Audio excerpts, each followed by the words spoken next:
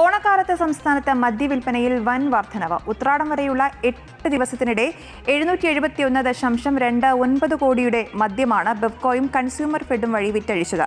കഴിഞ്ഞ വർഷത്തേക്കാൾ 76.33 കോടി രൂപയുടെ അധിക മദ്യവിൽപ്പനയാണ് ഇത്തവണ നടന്നത്.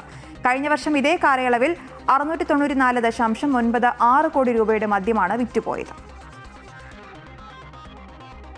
പതിവ് തെറ്റിയില്ല. ഓണക്കാലത്ത് ബെവ്കോയുടെ മദ്യവിൽപ്പന ഇത്തവണയും കുതിച്ചുയർന്നു.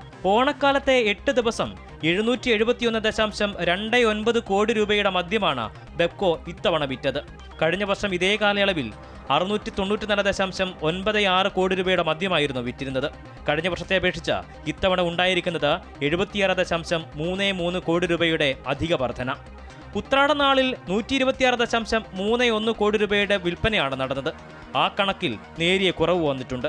കഴിഞ്ഞ വർഷം ഉത്രാട ദിനം സംസ്ഥാനത്ത് വിറ്റുപോയത് 137.64 കോടി രൂപയുടെ മദ്യമായിരുന്നു. കൺസ്യൂമർ ഫെഡിന്റെ 49 മദ്യവിൽപ്പനശാലകളിലൂടെ ഉത്രാട നാളിൽ വിറ്റഴിച്ചത് 20,95,800 രൂപയുടെ മദ്യം. 89 ലക്ഷത്തിലേറെ വിൽപ്പനയുണ്ടായ കുന്നംകുളത്തെ ഷോപ്പാണ് കണക്കുകളിൽ ഒന്നാമത്. 74 ലക്ഷം വീതം വിൽപ്പനയുണ്ടായിരുന്ന കൊടുങ്ങല്ലൂരും അമ്പലപ്പുഴയുമാണ് വിൽപ്പന കണക്കിൽ 2-3 സ്ഥാനത്തുള്ളത്.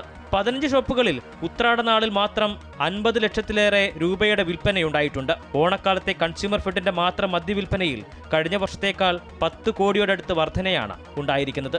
അമൃത ന്യൂസ്, തിരുവനന്തപുരം.